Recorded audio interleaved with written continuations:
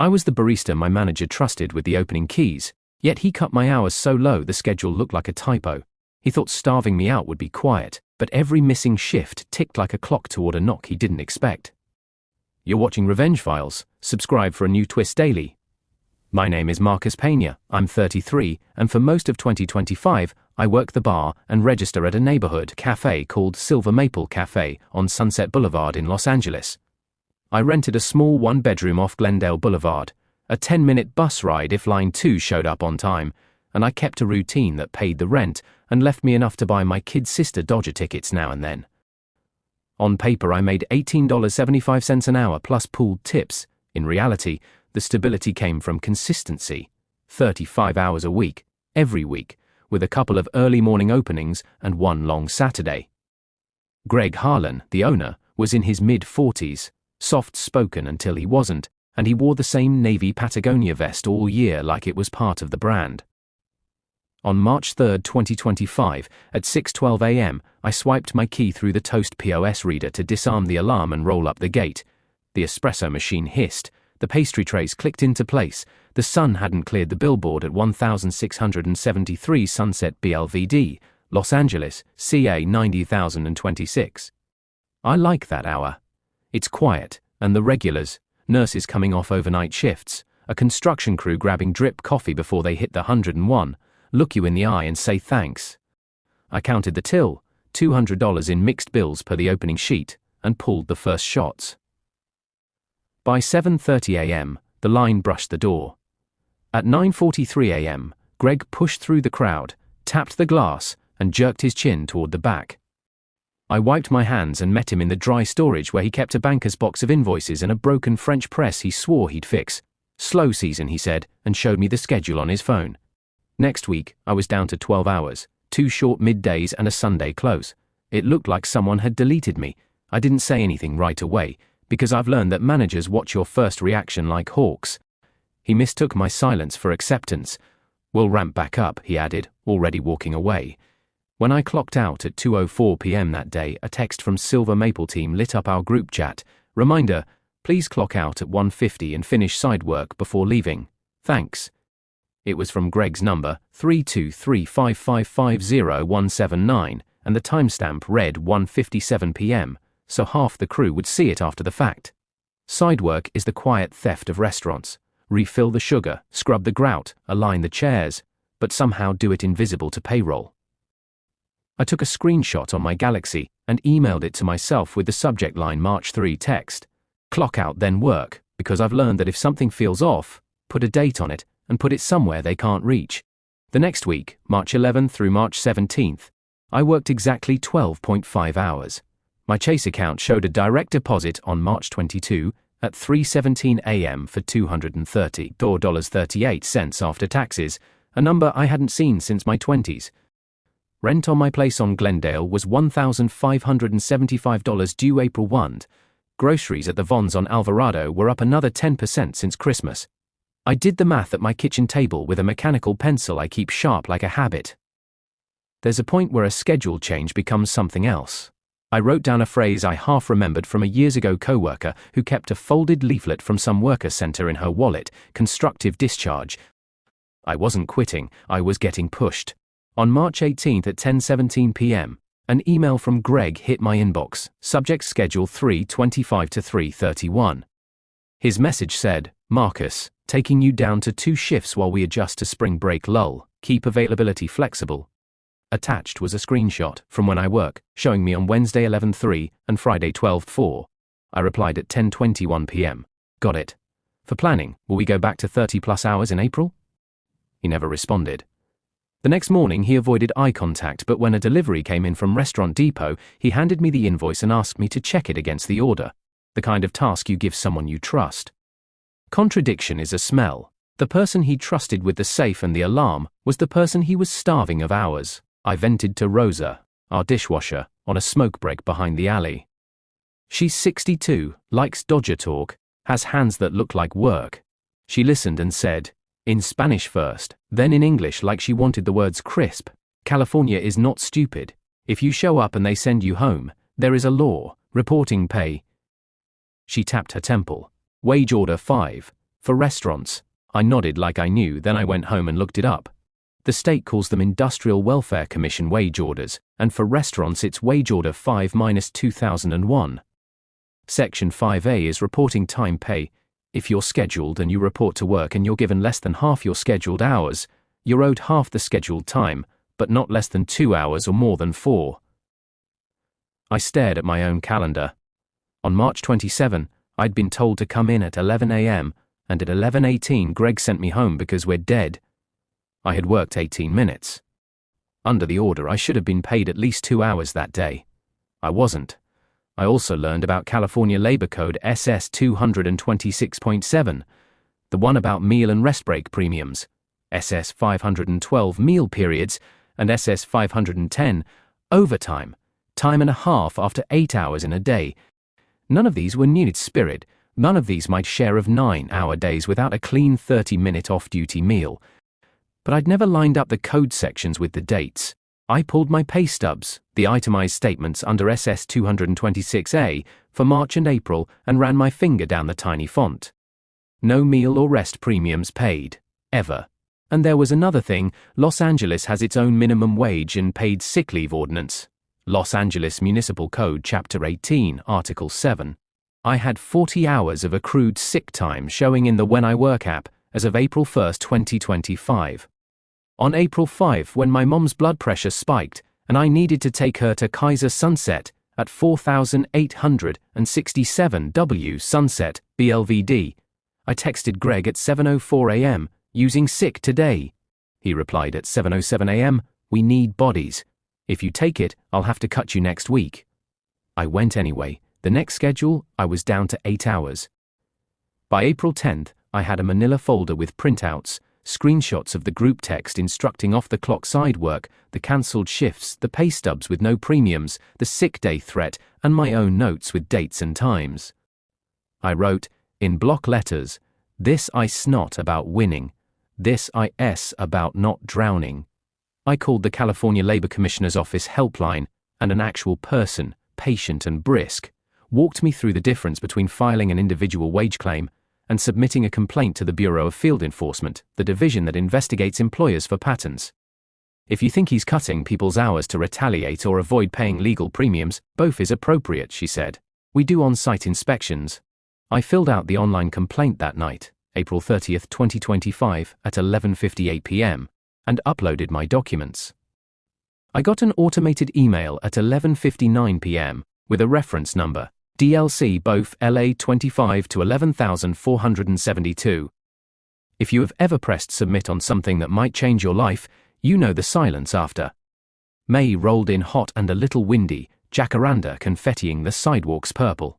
On May 3rd, at 5:39 p.m., I got a letter in the mail from the State of California, Labor Commissioner's Office, 320 West 4th Street, Suite 450, Los Angeles, CA 9013. It assigned the complaint to a senior deputy labor commissioner named Angela TSO and listed the scope of inquiry, payroll records, time cards, schedules, tip records, and evidence of meal and rest periods for March 1 through May 2, 2025. The letter said an investigator may contact the employer without further notice. I folded it back into the envelope and put it in the manila folder. The next morning, May 4, at 6:55 a.m., I arrived for an opening and found a new paper taped near the schedule board. Employees are expected to be flexible with hours due to fluctuating demand. Side work may be required after clock out. There was no letterhead, no signature. I took a picture, then took it down and put it in my backpack. At 9:08 a.m., Greg asked who took it. I looked at him and said, "Calm, I did." He blinked, then smiled too wide and said we'd talk later. I wrote the time and his words on a post-it. When I think back on the 2 weeks between the letter and the knock, I remember details like pins on a map. May 7, 2025, 12:31 p.m. A customer left a Yelp review complaining that the barista looked exhausted and said he hadn't had a break. May 10, 8:02 p.m. The company Square reader printed a receipt that showed a $45 tip on a $180 catering order, and Greg pocketed the cash because pooled tips don't include catering. May 14, 11:27 a.m.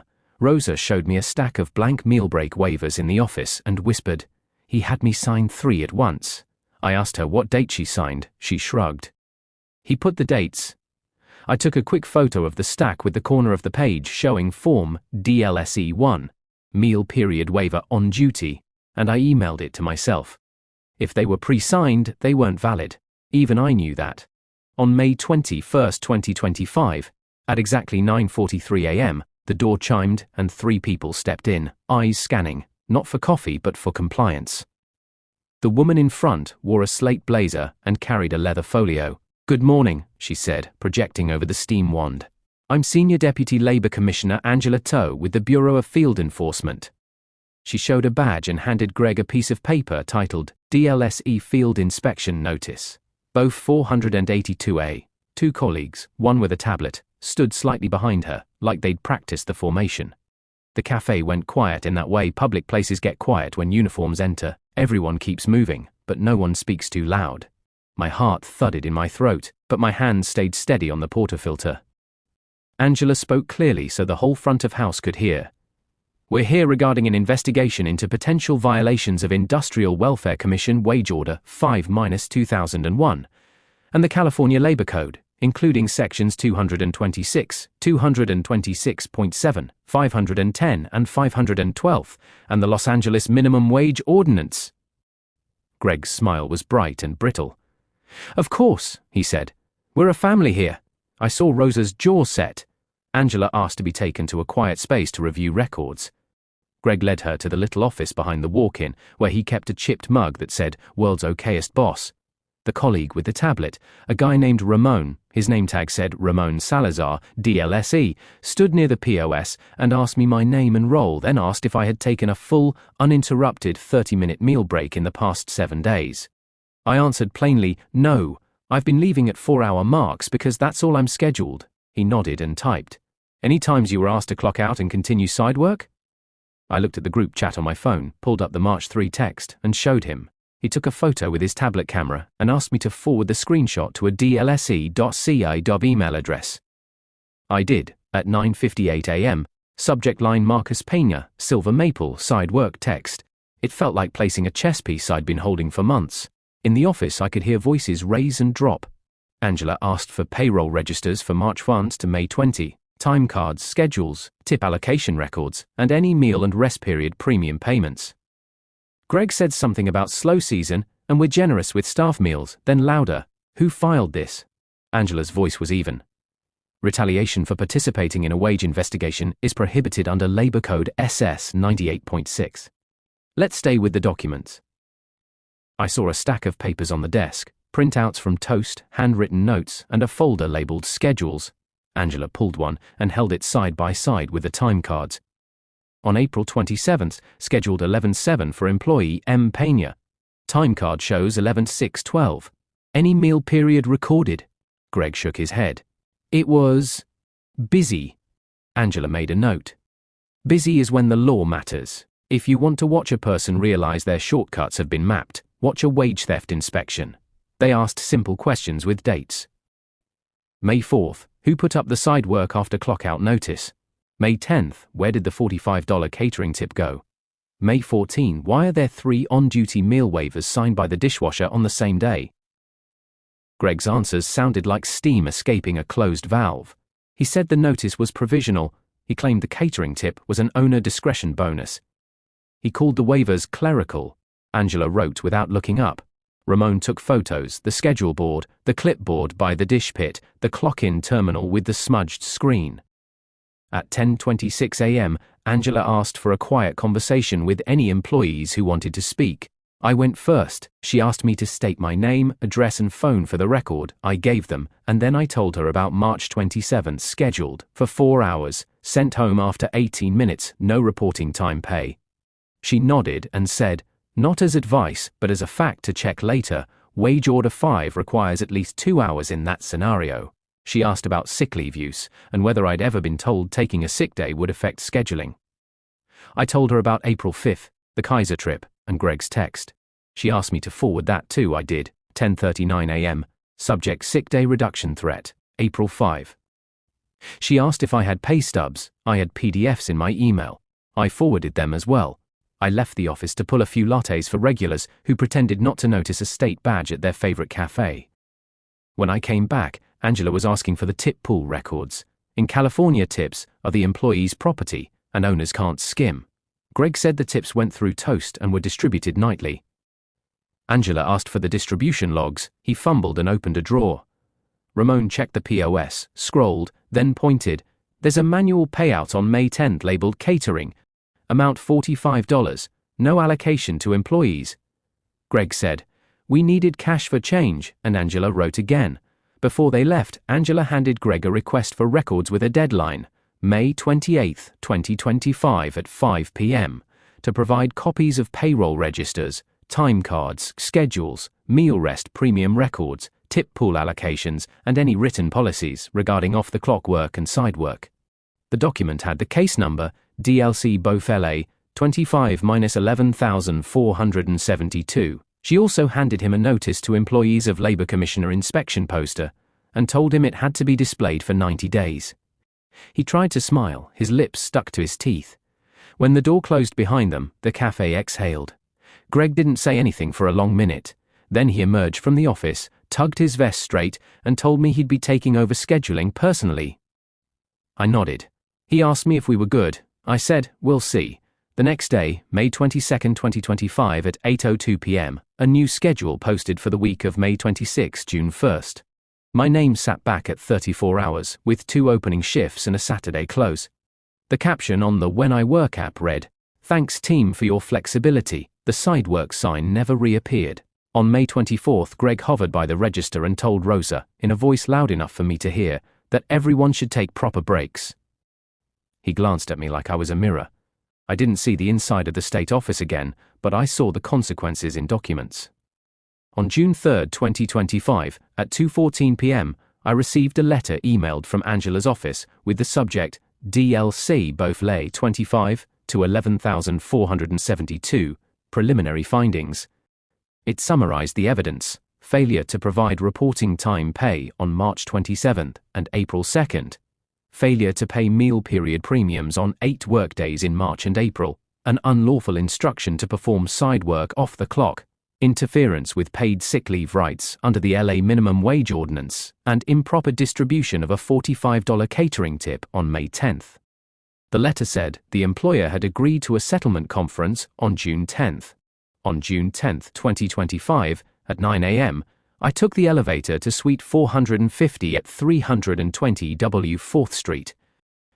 The conference room had humming fluorescents and a view of a parking structure that made everyone look like they were in a detective show. Angela ran it like she was both patient and counting. Greg came with a payroll contractor named Linda, who carried a folder of printouts and apologized to the room with her eyes. We spent 2 hours walking through numbers. For me, the math was simple enough to write on a napkin. 2 days of reporting time pay at 2 hours each at $18.75 is $75. 8 missed meal period premiums at 1 hour each at $18.75 is $150.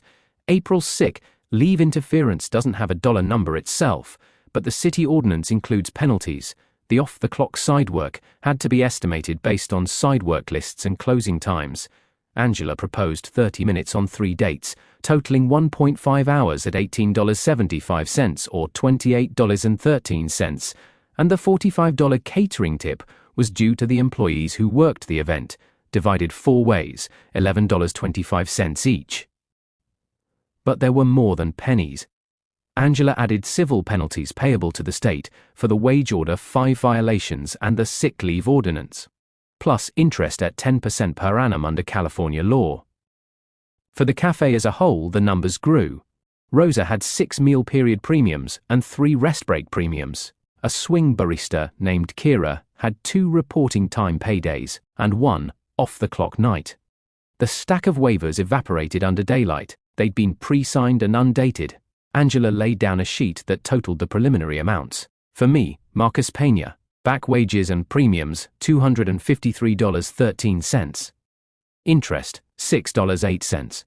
Proportional tip allocation, $11.25.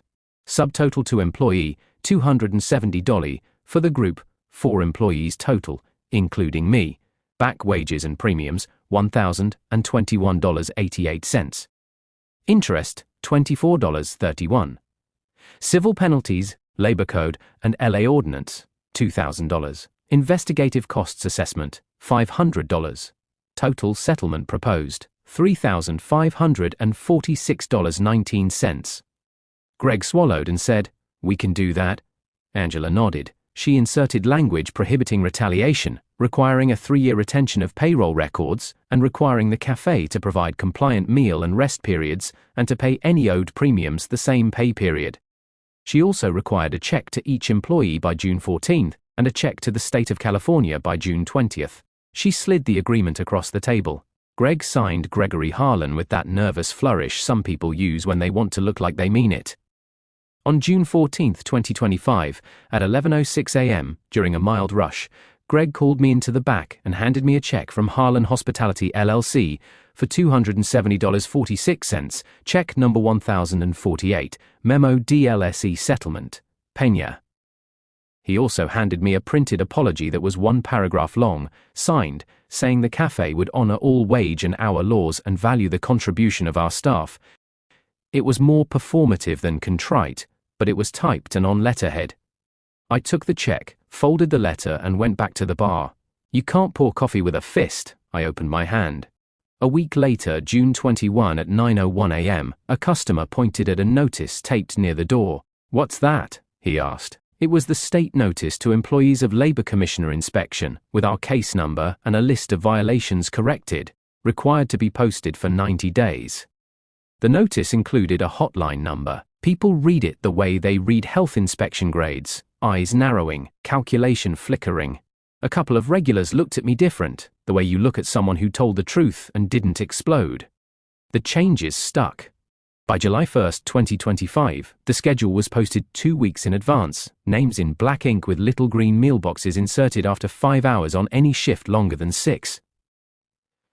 The side work checklist moved into the clock-in system and had to be completed before you could clock out, so we were paid for it. The catering orders now included a line that said, "Tips will be distributed to the staff who worked the event," and they were. Rosa smiled at me over the dish pit like a person who's slept. Kira started taking her 15-minute breaks out front with an iced tea in a paperback, and no one side-eyed her. The chalkboard by the register, "Try our maple latte," looked like a joke about the cafe's name again, not a euphemism for management's sweet tooth. The closest thing to a public showdown came on a Wednesday in late July during a meeting Greg called to a line on culture. He stood in front of the staff, arms crossed, and said, "We've had some learning moments." He glanced at the DLSE notice on the wall. "I want us to move forward," I said as calmly as I could manage. Moving forward means keeping the law in the room.